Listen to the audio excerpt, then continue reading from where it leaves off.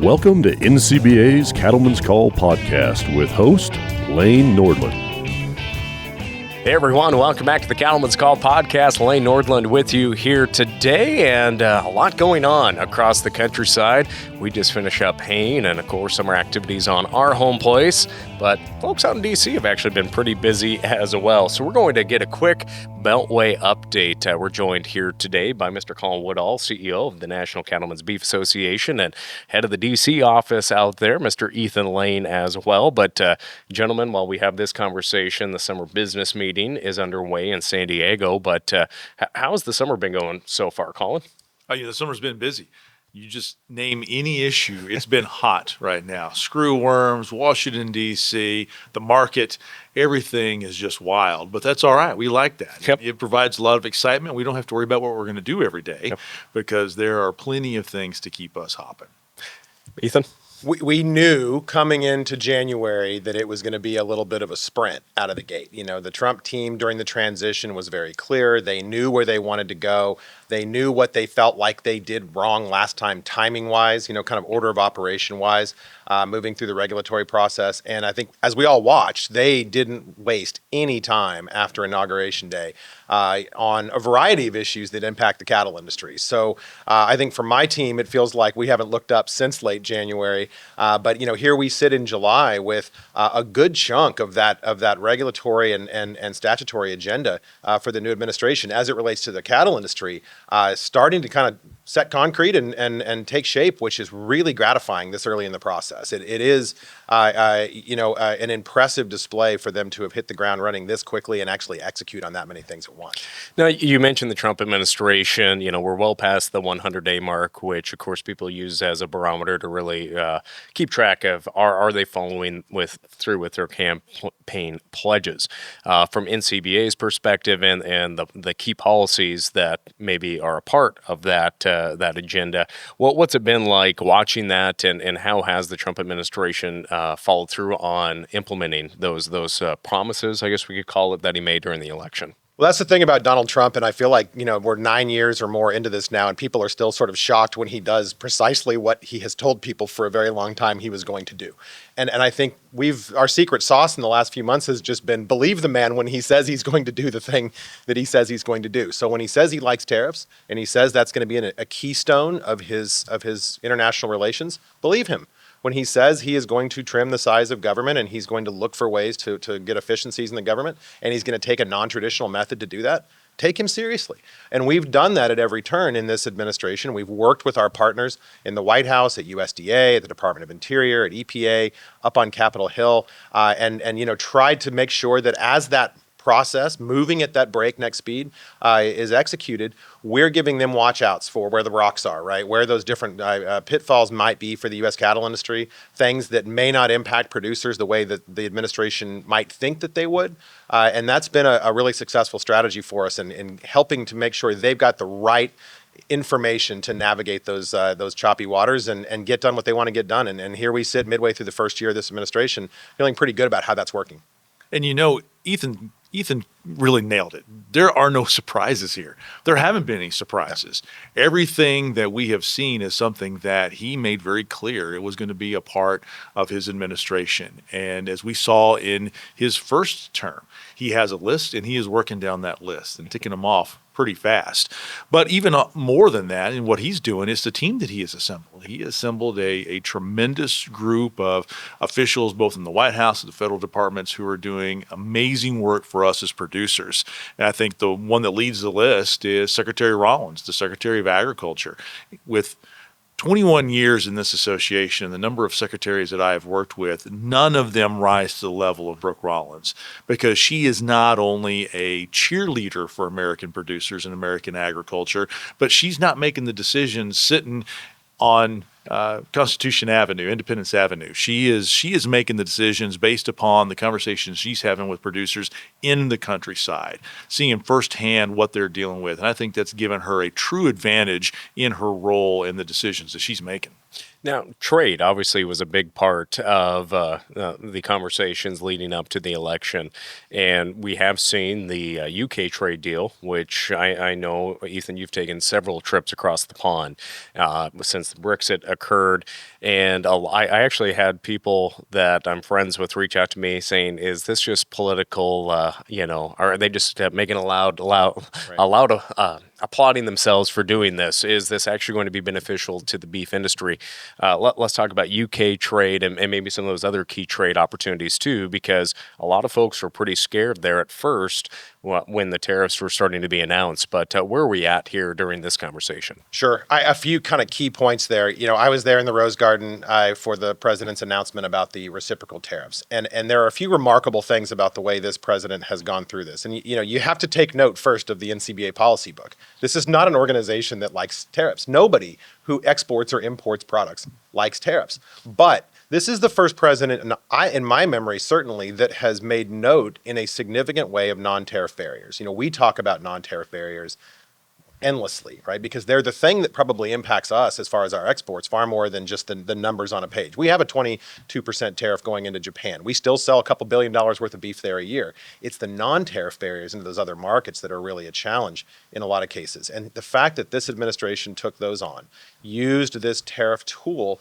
as a way to bring folks to the table and are now putting these deals together really is beneficial for us. And that UK deal, I think, is a great illustration of that.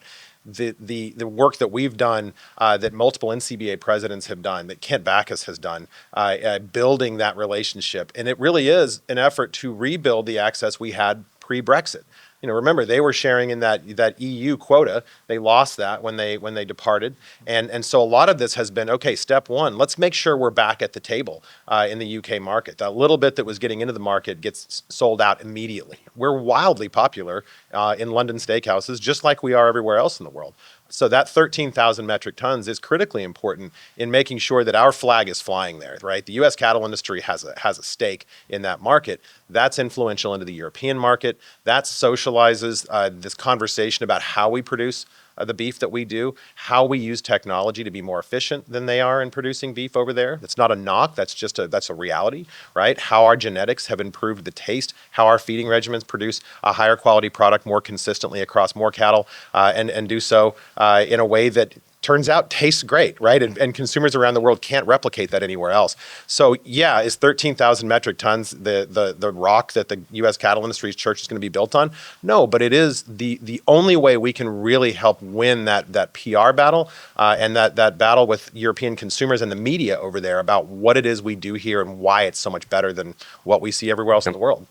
And I heard King Charles is actually grilling up U.S. steaks on the 4th of July this past week. Did you hear that? No, I didn't. No, maybe that was hearsay. I don't know about that. We don't blame him, right? Because we know that that's going to be better than what he's getting at home. But regardless, Ethan nailed it. We're not talking about huge volumes here, but we're not just selling beef. We're selling the way we produce beef. And that is something we have struggled with in the European theater for years, both at the EU, but now in a post-Brexit world, we know that we can go to the UK, and we have multiple times, to explain them the production technologies we use here in the United States that are science-based, they are proven, and we know that they are safe, and making sure that they are comfortable with it, because we are not going to send them any product that we're not feeding our own families here in the United States. So to continue to push on that is a key part of this discussion in using the president's approach on tariffs to get a lot of this achieved that have been, over past administrations, hard to really bring up in terms of importance. And another great example of where the tariff approach is at least getting people's attention is with Australia. For over 20 years, we've had a free trade agreement with the Australians. In that time frame, they have sent us almost $30 billion worth of their beef, and we haven't been able to sell a single dollar worth of fresh U.S. beef in that market. So to be able to use the president's approach to get their attention has also been key in taking full advantage of his strategy. Yeah, speaking of Australia, I had the opportunity to attend the World Angus Forum at the end of April, first part of May, and watching the Australian media down there, everything was all about what the United States is up to and tariffs. That was the key thing. And every producer that we met asked, is it really like Yellowstone Arizona and Montana, and what do you think of Donald Trump? Those are the two things that ranchers would ask us over there. It was just very interesting to watch their media, though, that they were almost more focused on Donald Trump than U.S. media. But while we were there, it was so interesting. We were speaking with one of the leaders in the Australian cattle industry that follows international trade very closely, and he told all the attendees that the Australian media continues to blow this out of proportion, that 10% tariff is nothing compared to the 20% tariff that they have from China on their beef. And if the Australian dollar came up 6 cents, it would wash away the impact of the tariff. So it just goes to show that obviously media and the fear of tariffs truly was getting blown out of proportion. The tariffs are a reality, right, of all of these trade relationships. There's very few just zero tariff, free trade, back and forth relationships. I'm a small government, free trade conservative just at my core, right? And so I'd love that. And I think a lot of people that see the world the same way as I do as well. When you are from a country that produces a superior product, you want that free access, right? That's a good relationship for you. But, I think the president's sort of long-standing view that tariffs are an important tool. I mean, the man renamed Denali back to Mount McKinley, literally because that is a president who used tariffs during his administration. I think shows his commitment to using that tool to try to get those things put in balance. But it isn't just, tariff rate in, tariff rate out on those products. You have these huge differences in what's going back and forth. I think what's really notable about this engagement is for a president that lit this many different conversations right at the same time, for his administration to tell these foreign trading partners, do not bring us a deal if agriculture is not included. That is remarkable. That is not something we've seen before from a U.S. president. When you work on international trade, one of the first things you learn is ag is the last tab open in those trade deals, and beef is the last tab in ag open in those trade deals. So for the president in this tumultuous environment, for the president and his team to say, we're not talking about this if you don't take care of U.S. producers, is a huge, huge win for the cattle industry. It's a huge win for U.S. agriculture, and I think we're going to look back on this era and talk about sort of some substantial gains in access in different areas that came from the fact that we're going through this period of uncertainty right now as these deals are negotiated. Now, producer profitability is the hallmark of the NCBA policy book, and for years. And tax reform and tax issues has always been top and center. It's been a very big topic, obviously, with the sunset of those 2017 provisions. That obviously leads us into the conversation of the bill that was passed and signed into law over the 4th of July. I don't even know what the new name of the bill was after Schumer changed it. But the one big beautiful bill.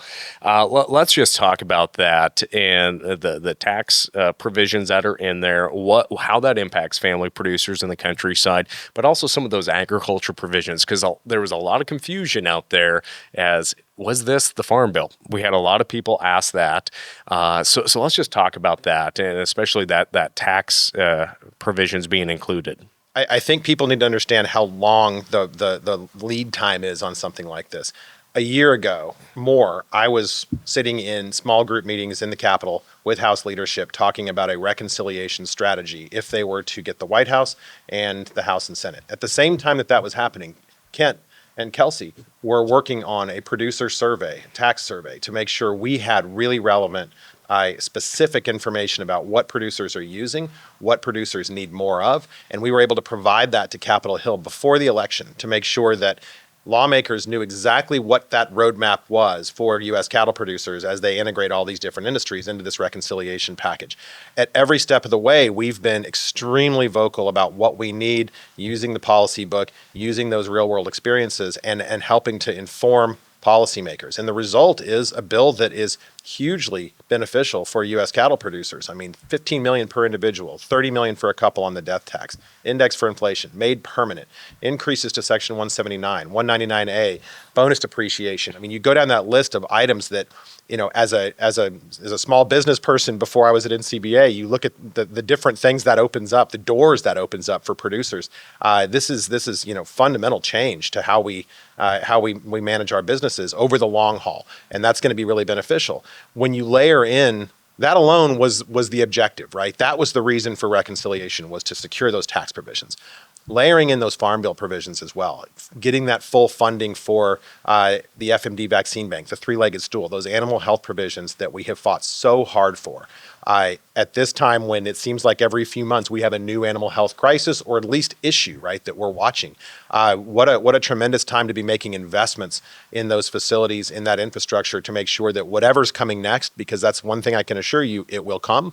The funding is headed that direction to help bolster that, making sure that those conservation dollars are getting to the ground, making sure that those programs have the resources they need, paying attention to disaster funding. You know, we're all watching Texas with horror this week, but those disasters come one after another, not just in the cattle industry, but in rural America, increasing the amount of disaster funding going to the ground, getting to producers as part of this bill.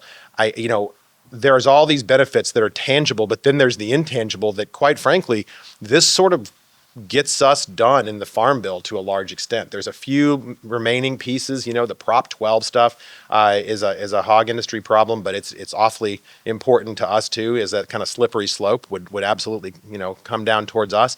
All of those things that don't fit neatly in a reconciliation package, and by that I mean a financial increase or decrease of a budget account, are going to still have to be dealt with at some point. But it's really important to understand the scope and scale of what was achieved last week, as far as NCBA's agenda, the Hill's agenda, and just that suite of wins that we're looking for over the course of multiple years, not just 6 months in a new administration. It was truly a remarkable piece of legislation. Well, it was. And to boot, we could spend the rest of the podcast talking about the pros and cons of reconciliation, of this bill in particular. But for us, it was a win across the board. The rhetoric out there is what drives everybody crazy right now. And talking about, you have all of these tax cuts that are going to send this country further into debt. People have the wrong approach here. These weren't tax cuts. This was an extension of existing tax policy, and one that, moving forward, we're not going to have to worry about every 8 to 10 years like we have for decades on end. The fact that Congress was able to make so many of these provisions permanent is probably one of the biggest wins in this bill. That permanency allows us to then be able to start on day one working on new ideas when it comes to tax relief for cattle producers, rather than having to immediately start working on our effort to try to renew death tax provisions in another decade or so. So while there are a ton of wins, all good for cattle producers, the permanency of a lot of these tax provisions, I think, is probably one of the biggest things to come out of this bill.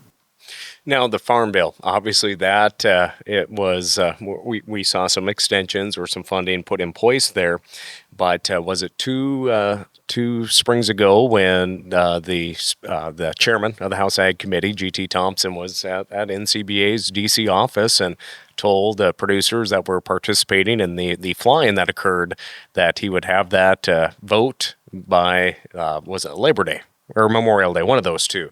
And obviously, we still don't have a Farm Bill. The Senate hasn't taken that up. Where are we at with the Farm Bill? And disaster, of course, as you mentioned, is so important. It impacts so many producers out there. How long are those provisions in the reconciliation bill going to be in place, and how can they complement maybe updating a Farm Bill language? So it's important to understand that those provisions are a good chunk of the Farm Bill. They are Farm Bill in duration, in length, right? They're Farm Bill duration in scope. They deal with reference price issues, things outside the cattle industry, right, that are major drivers of the ag component of the Farm Bill. And you always have to qualify that, right, because you've got the 20% that's ag, maybe 15%, and then obviously we all talk about the 85% that's nutrition. Dealing with some of those issues, dealing with the state cost share of SNAP, how the states are going to implement that. A big chunk of what we think of as the Farm Bill truly has been addressed here. I personally, and the Hill hasn't said this, certainly in my conversations with the chairman over the last few weeks, he has not outright said this, but I do think that we're now going to have to kind of catch our breath and figure out, okay, what's left? What does it look like to get that put together? Where are the stakeholders that are really going to drive that? Because I think that Farm Bill math, right, everybody holds hands and jumps off the cliff together, probably looks a little different than it did a week ago. And so I think it's probably premature until the chairman, both of them, Chairman Bozeman and Thompson both, have a chance to compare notes and say, okay, what does a bill look like to clean up what's left of the Farm Bill, and what's the avenue to do that? Speaker Mike Johnson has navigated rockier waters than I thought was possible. And, the one thing we know is still true is he has those tight margins, and he has a conference that doesn't like voting for big pieces of legislation. They'll do it, right? We saw that last week, but it is pulling teeth with a lot of them. So I think there's going to need to be some sort of taking stock of what's left here, what really can get across the finish line and what that needs to look like. Is it stuff that can be addressed in a continuing resolution later in the year? Is it stuff that's going to need a standalone bill? There are a lot of people talking about a second reconciliation bill still. I tend to be a pessimist when it comes to that kind of stuff. It's not that I don't have a tremendous amount of respect for the people making that suggestion. I certainly do. That's a tough act. So I think we're going to have to kind of let everybody catch their breath a little. I'd be surprised if we saw anything really substantive about that until after August recess. Yep. Back to your earlier point about Chairman Thompson and the commitment he made to us back in 2023, it's important to remember he followed through on that. And he got a bill out of committee before Memorial Day that year. He has just really taken on what is a Herculean task to get this thing done. He has looked at every option out there. Nobody can argue with his commitment to farmers and ranchers and to agriculture and his role as chairman of the House Ag Committee. And I think it's that tenacity, his push to get it done is one of the key reasons why the big, beautiful bill actually was successful and passed and signed by the president. Now, sticking on that disaster front too, wildfire is always top of mind, especially this time of the year, but also flooding. We did see a declaration from the president for the situation, that tragic situation unfolding down in Texas. What resources should producers really keep track of and when it comes to wildfire or flooding, and how important it is to really stay in touch with your state and national associations and the resources on the ground? So that's my biggest piece of advice to producers that are listening to this. Every disaster we have, the pathways to getting assistance look a little different, right? Because you've got all these federal programs, livestock forage protection, all these different tools that are out there. And in any given situation, we end up having to do a lot of back end work with the administration, making sure that our producers have access, that it's appropriate access, that calves are being counted properly. All these, there's always some wrinkles to it. So you don't want to send everybody out and say this is the plug and play package that you always go to. You said it. It is critically important, probably as much in that instance as anywhere else, to have that link to your state association, to have that link to NCBA. This is one of the most important services as a trade association we can provide, is up to the minute, hey, for this specific instance, these are the tools you need. We're talking to the administration. Our state partners are as well. We're going to get you connected to the people you need to get connected to make sure you get everything you need. Because I'd love to tell you that we've got a large, comprehensive sort of solution to disaster assistance that we've been talking about as part of the Farm Bill. They made strides in the big, beautiful bill to get that done. But the reality is we're still going to be lurching from crisis to crisis in this country, I think, for some time to come. And that's going to mean, specialized programs. It's going to mean things look a little different every time. It really is critical to be plugged into that state network, to be plugged into the national network and listening to those updates of information. That's such an important part of why we do these things, right? Why we build these associations, why we have people in Washington, D.C., so that we can provide that up-to-the-minute information. You have to have good records, though. If Yes. you don't have the proof that those cattle existed, then the government's not going to believe they existed. So if there's one piece of advice we could give to everybody who is listening here and everybody who is a U.S. cattle producer is make sure you have good records of what you have on your operation, how you're treating them, and to be able to find them very quickly, because that's what's going to help you get relief sooner than anything else. I had a listener reach out recently about just their frustrations with the U.S. Drought Monitor and how they can be in severe drought and they know the conditions on the ground, but the monitor doesn't reflect the actual conditions. And it took almost a month for the U.S. Drought Monitor to catch up to their current conditions and for disaster declaration to take place. What are some things that NCBA may be advocating for on that front for timely reporting from the government and the systems in place, but also the importance of advocacy in touching base with USDA and making sure that, hey, this is an issue. So it's also grassroots, but also on the top of grassroots levels as well. We've had a lot of conversation over the last couple of years on this. PRF, obviously the dawn of PRF has made a lot of producers more tuned in to the specifics of what category you're in at any given time. And what we have found as we've gone through this process, and Allison Rivera did a lot of work on this over the last year, working with NOAA and their weather station network. I think there was a perception amongst a lot of producers, particularly in the middle of the country, that there just wasn't as much data available, right, as maybe some folks out west or in different areas that have more drought-intensive conditions. As we're seeing drought in areas of the country that we don't typically see drought, you get new folks in the conversation that are like, wait a minute, this is a serious issue. What we found from looking at those maps, what we found from looking at that data is, boy, when you get sort of Mississippi River east, you can't, it's hard to see the ground between all of the weather monitors, right? You have a much more robust set of drought monitors, of equipment, of stations, in the east and the west. I can look at a map and see the distance between those drought monitors, and I can tell you exactly why they're off, right? In places where they're off, and you could too. And I think everyone, listening to this that's spent any time out west knows about that. I think the data quality piece and sort of refining how we categorize that data is going to become increasingly important as we get more of these drought conditions in different parts of the country, right? Minnesota's not used to having droughts, but we've had D3, D4 conversations in Minnesota for the last 18 months, 2 years. Same thing in the Southeast, where we have sort of an inescapable drought loop that's happened down there. I'm from the West, and I live in Virginia now, and it cracks me up. If we go 30 days without rain, we're in a drought in Virginia. And you see a crack in the ground, and people have never seen that before. So I think we're going to have to continue to work with those agencies. As we're going through this DOGE process, at the beginning of this administration, that's one of those areas where, the nuance of how an administration cuts really starts to matter, right? Those experts that understand how to measure that stuff, how to make sure that we're getting accurate readings, how to make sure that people are getting credit for the conditions they're experiencing on their operations, as they build back that efficiency and make sure that it's done in a way that's really working for taxpayers and for folks that need those tools like us.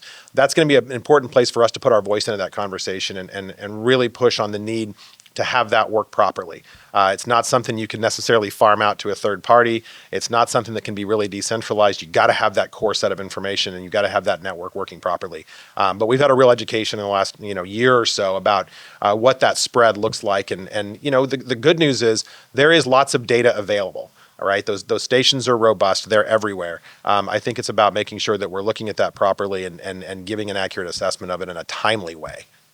Now, you bring up the West. Obviously, public lands were front and center in going back to the One Big Beautiful Bill. Senator Mike Lee, obviously being criticized by ranchers that utilize public lands, outdoor recreationists, hunters, anglers, and it was an interesting coalition that formed on social media between maybe groups that wouldn't see eye to eye. Let's just talk about the public lands conversation that got brought up, and maybe it was an opportunity for, again, outdoorsmen and cattle, and we need to mention sheep producers as well that utilize public lands. Obviously, there was that push to sell off some public lands to help with housing shortages.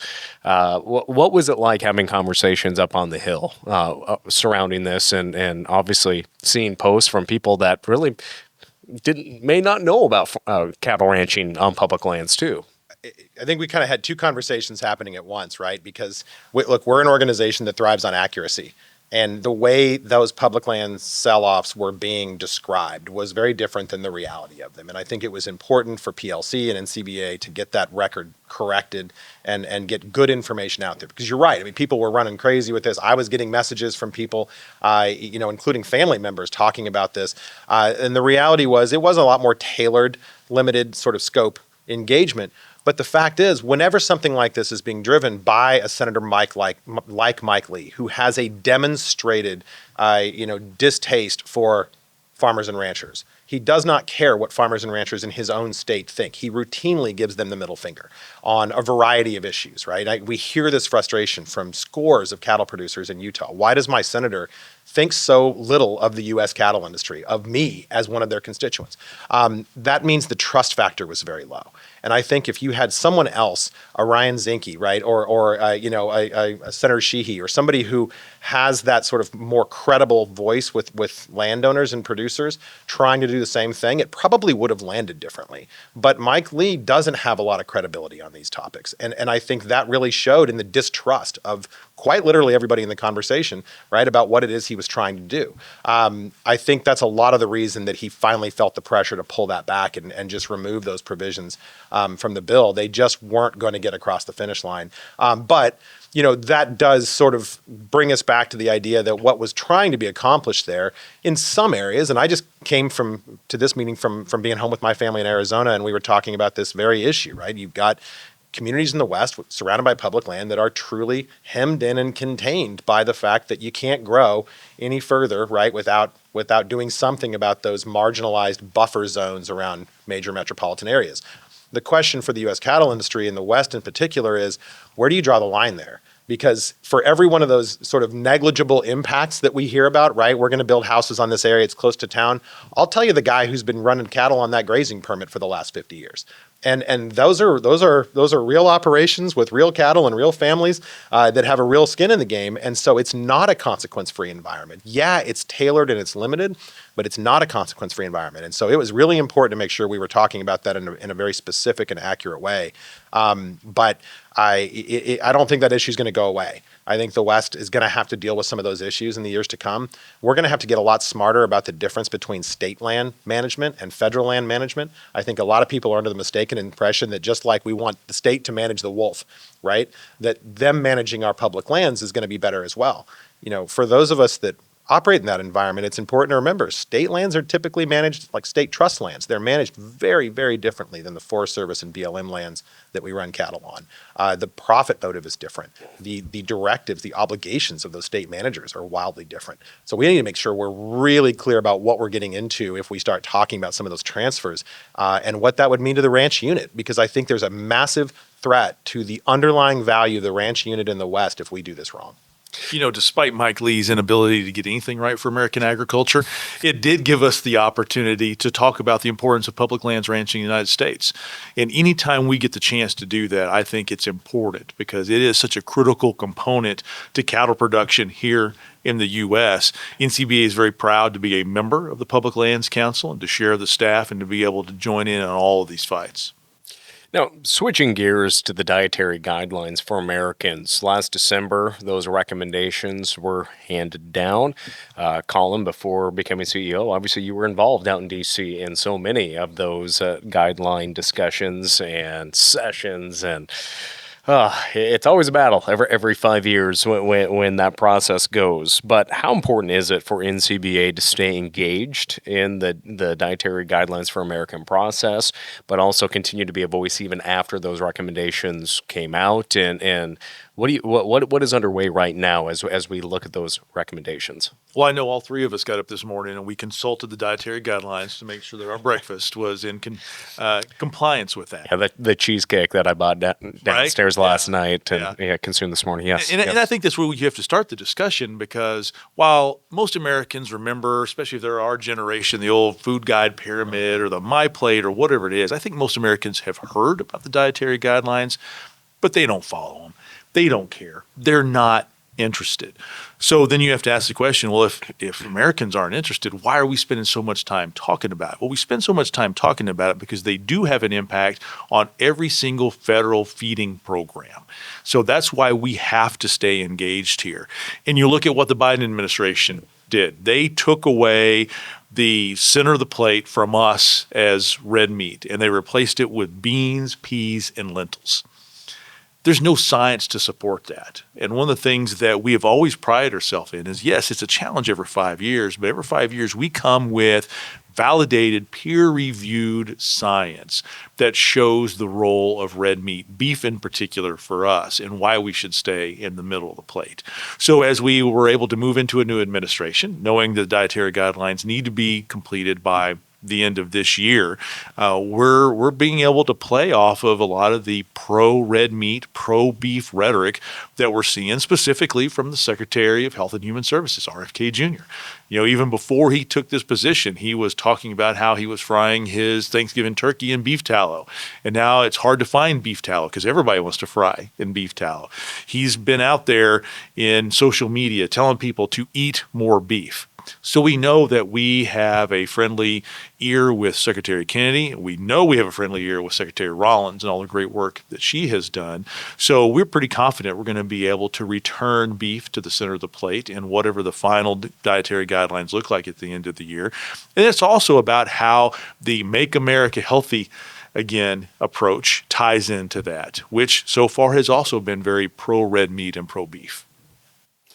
And when we look at this too, there is an enthusiasm out in the countryside. I know what we contracted our steer calves for, and it's a relief for, especially from the cow-calf sector, that we are seeing some profitability in a time of, well, we wish we had our cow herd that we had a few years ago on our place, but you both have been traveling here this summer as annual or mid-year meetings have been occurring for cattle groups. I know you were recently at the Colorado Cattlemen's Association and others, but what has been the top issue on producers' minds as you've talked to them at the conventions or after hours down at the hotel bar? What has that been like, and what truly is top of mind for those family producers out there? There's a lot of smiles on faces that we haven't always seen. And it's nice that our segment of the beef supply chain is having an opportunity to get made whole again and to heal up and really be able to take advantage of the current situation. Because as you said, Lane, if you have cattle, if you have grass, if you have moisture and water, you have the opportunity to make some money right now. So outside of just the smiles, a lot of things that we're hearing about are some of the other looming threats out there. New World screwworm being one of those. Where do we ultimately end up with a lot of these trade discussions, knowing how important trade is for the bottom line? So it's also given us a little opportunity to talk maybe more philosophically about some things that we don't always get to, because it seems like for years we're always about the red alert situation of the day. What is that one thing that we have to spend all of our time on? Marketing has been a big part of that over the years. So not having to worry about that, it's freeing up the opportunity to talk about the bigger role of us as cattle producers in sustainability, the bigger role of us in global beef production and in being able to feed the world and be able to share not only our great product, but the genetics that are associated with that. And then, as I said, spend a lot of time making sure that they understand the threat of not just New World screwworm, but all foreign animal diseases, and continue to help them get in a mindset of being prepared and to focus on things like biosecurity on their own operations. I've been really fascinated by, I think, a lot of the forward-looking conversations I've been having at producer meetings. I think when things are looking bright, when you've got a little bit of profit in the system, it makes people look to that kind of horizon, right? What's my business going to look like in 10 years and 15 years? What are the new opportunities with some of these trade deals that are going to open market access in areas that we haven't contemplated before? Is that going to be an opportunity for a premium for me, right? That maybe wasn't available a year ago? What's going to be possible with the new product of the USA labeling guidelines, right? I mean, USDA has rulemakings in place right now that have the potential to finally put the MCOOL debate to bed, right? Here is a way to actually get producers paid on their product, selling into these programs that now have been built out as part of this rulemaking. I think a lot of producers around the country are doing the math on that and trying to figure out, as we rebuild this herd, as we lean into this good market, where's my place in that, right? I'm not going to do it the way my granddad did it. I know I want to do it differently. And I'm talking about younger producers, folks between our age and yours, looking for the next 30, 40 years in their family operation, right? I'm going to maybe buy the neighbor's place. I'm going to add some more cattle. I'm definitely not going to do it in just a conventional way because I know that's not where the premiums are. And a lot of that forward-looking conversation, which for me is really gratifying, right? Because that's what you want, is not how do I survive, but how do I thrive in the next 20, 30, 40 years? And I think a lot of producers are seeing opportunities to do that on the horizon. That's worth the trip on its own to these meetings to talk about that. because it gives us a lot of information to take back to Washington to share with lawmakers. Colin has mentioned it several times. We have a Secretary of Agriculture right now that takes copious notes. She listens when you talk to her. She asks follow-up questions. Her staff follows up on the follow-up questions. What an opportunity for us to really get some of this stuff right at USDA so that these producers have the ability to do that into the future. It's an exciting time in a lot of those areas. It's a busy time here at the summer meetings, and obviously the work, even when August recess kicks in here in just a little bit, I know the DC staff will continue to come in and work. They're not on recess. But what are some last comments? I'll give you both, give you the floor here to just share some last comments with our listeners and viewers here today. And again, it's an exciting time in the cattle industry, but it's also a scary time. Well, those interest rates are nothing to blink at either. But what are some last thoughts you just have for the cattle producers tuning in here today? I'm still awfully bullish on where this industry is at and where we are going. And that really is all determined by the consumer. Demand just continues to be through the roof, even at the price point that the consumer is paying for our product. They still can't get enough. And really, that's a testament to everybody who is a producer listening to Cattleman's Call right now, is the work that we have done to increase the quality of our cattle and the quality of our beef. We will continue to do so. It's only going to get better. You have a consumer who can have a white tablecloth eating experience at home today that they couldn't have had 5-10 years ago, but they're having it and they want more of it. That means that we are going to have a very bright future as producers. And here we are at the summer business meeting, as you had mentioned. This is where the true leaders of the U.S. cattle industry come in to make the decisions on where we're going, and take a lot of the feedback that we're hearing from the producers to ensure that NCBA has the policy we need to always be at the forefront of the issues we're dealing with, to maintain our position as being that definitive voice and the trusted leader of the U.S. cattle and beef industry every single day, whether it's in the work that we do with consumers, the work we do in Washington, D.C., the work we do in producer education. All of that has an impact on our success and our future. None of what we've done over the last 6 months is possible without this network of state affiliates, without this network of producers that reaches coast to coast. True grassroots engagement from every different segment of the cattle industry from all across the country. The only way we've been relevant in this conversation in Washington is because we have that engagement, because when we ask for it, when we highlight things, we have producer videos, we have young producers in fields across the country communicating those messages to Washington in by the dozens, by the hundreds, and it's such an impactful part of this. We are in an industry that is just absolutely rife on any given day with snake oil salesmen, right? With people trying to con cattle producers, with people that are trying to mislead them into supporting different agendas. I will never claim that it's clean to have a grassroots process across 44 states, right? We're going to do that this week like we do a couple times a year. But there is literally no substitute on planet Earth for the ability to truly get those voices from producers and boards of directors and state and county cattlemen's associations across the country and communicate those wishes to Washington. There just isn't a better way to do it. And the result is tangible. You can see it in what we've been talking about for the last hour. That it only happens through that engagement across all these different states. And what an exciting time to be working with all of our partners to get this stuff done. It's gratifying when the machine runs properly, and it's running properly right now. And it's exciting to see what we can do with that. Well, again, gentlemen, thanks for taking a few minutes with us here today to share just a tip of the iceberg of all the issues impacting the industry. Thank you, Lane. Thanks, Lane. And with that, friends, thanks for joining us and answering the Cattleman's Call here today. Make sure and subscribe on wherever you listen to podcasts, Apple, Spotify, or what other platforms are out there. And of course, if you're watching on YouTube, make sure and subscribe as well to NCBA's Cattleman to Cattleman page or the NCBA YouTube page as well.